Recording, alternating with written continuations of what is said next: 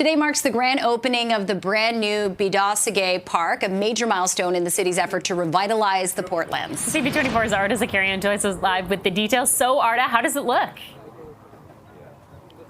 Are you ready to fall in love with Toronto again? Well, if you come to this park, this beautiful Biidaasige Park, you may not know exactly what I'm talking about. We're going to show you. Here is the Chief Planning and Design Officer, Chris Galatek. Okay, you are the mastermind behind this. Oh my gosh, wait.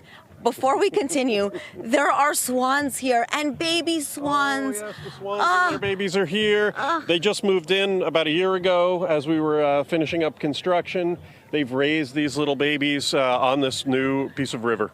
This is truly so beautiful. What an amazing and peaceful place this is, Chris. This has been 18 years in the making, planning, having design competitions, dreaming about this, and then 8 years construction. Tell me about this place. So this was former industrial land that was actually in a floodplain, and for many decades people have said we need to solve the flooding problem on the Don River. At the same time, a lot of people said we should bring back the habitat because this was part of the largest freshwater marsh on the Great Lakes system. And so the project was always about protecting us from flooding, but also bringing back nature. And so that's what we've done in the delivery of this. We ran an international design competition back in 2007. The winning scheme is what has been built, and it was really designed to kind of bring back the shapes, the river bends, the wetlands, and line them with parks, very much like the rest of the Don River Valley up by, say, the Brickworks, where people can go and enjoy it. So we wanted people to be able to come back down here, and as you said, kind of fall in love with the Don River because it was in a concrete box for the last 100 years that was very unappealing, not a place you would want to go, not a place you would ever celebrate the river. And this is really about doing that. Let's talk about what there is here. There's so much about this beautiful park. Let's start with the nature. Tell me about all of the shrubs, the trees. Yeah, so this park is built of a whole series of layers. So there's the water, which has aquatic habitat. We've seen some new fish species come here that haven't been in the harbor in 50 years, pumpkin seed, bluegill, smallmouth bass. And then on the land side, we've created a lot of habitat, a lot of native plantings.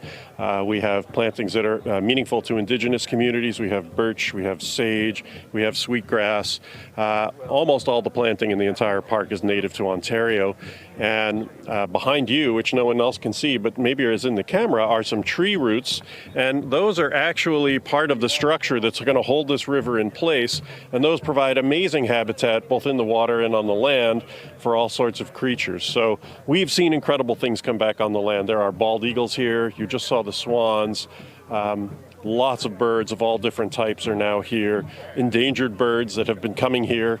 We've actually had to try and keep them out because while you're doing construction, you're limited in what you can do if there are endangered species around. So we've had to try and persuade them to go elsewhere. But now they're all going to be welcomed in. We have an osprey nest that has been built that hasn't been opened yet, but I imagine an osprey will move in there as soon as we take the tarp off it. So.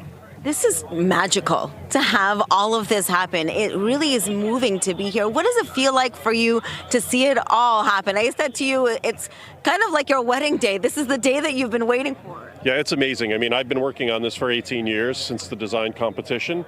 It's certainly the biggest, greatest project in my entire career of doing planning and design, and I've worked on some very big projects, both in Canada and the United States.